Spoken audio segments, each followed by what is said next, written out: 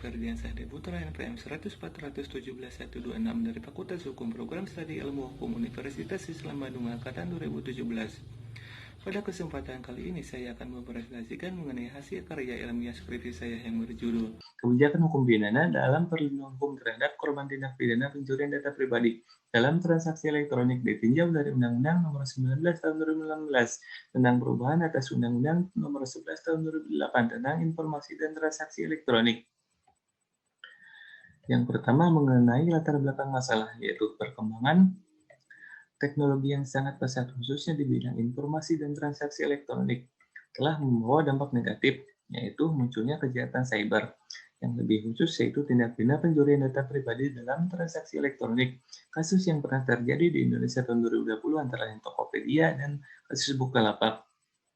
Kejahatan cyber sendiri dapat diatasi oleh upaya pemerintah melalui kebijakan hukum pidana sebagai upaya dalam memberikan perlindungan terhadap korban. Namun pada saat ini, peraturan perundang-undangan yang berlaku di Indonesia atau Undang-Undang Informasi Transaksi Elektronik di Indonesia masih belum mengatur mengenai bentuk perlindungan hukum terhadap korban tindak pidana pencurian data pribadi dalam transaksi elektronik. Identifikasi masalahnya yang pertama, bagaimana kebijakan hukum pidana mengenai korban pencurian data pribadi dalam transaksi elektronik. Yang kedua, bagaimana bentuk perlindungan hukum terhadap korban tindak pidana pencurian data pribadi dalam transaksi elektronik. Analisis. Kebijakan hukum pidana dalam arti luas dapat mencakup hukum pidana formil, hukum pidana materi, dan pelaksanaan hukum pidana. Kebijakan hukum pidana dapat melalui peraturan perundang-undangan sebagai upaya perlindungan hukum terhadap korban. Peraturan perundang-undangan yang terkait diantaranya yaitu Kitab Undang-Undang Hukum Acara Pidana. Dalam KUHP, orientasi perhatiannya lebih menekankan kepada pelaku tindak pidana dibandingkan korban tindak pidana. Di dalam Undang-Undang Perlindungan Saksi dan Korban, orientasi perhatiannya lebih menekankan kepada perlindungan saksi dibandingkan korban. Namun, dalam perlindungan terhadap korban, mekanismenya tidak sederhana dan menyulitkan korban untuk mendapatkan perlindungan hukum. Undang-Undang Informasi dan Transaksi Elektronik dalam undang-undang ini belum mengatur mengenai bentuk-bentuk perlindungan hukum terhadap korban tindak pidana pencurian data pribadi dalam transaksi elektronik.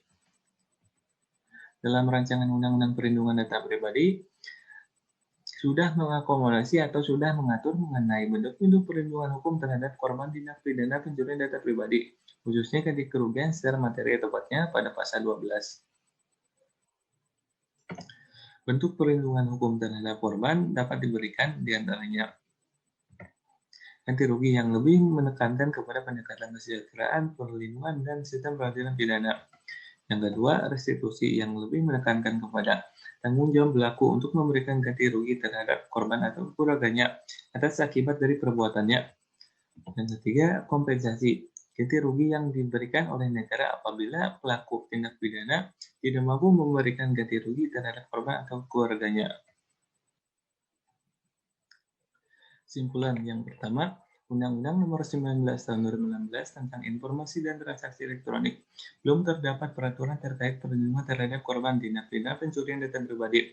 Terkait perlindungan hukum terhadap korban tindak pidana pencurian data pribadi dalam rancangan Undang-Undang Perlindungan Data Pribadi, peraturannya sudah mengakomodir mengenai perlindungan terhadap korban pencurian data pribadi yang dapat berupa ganti kerugian secara material.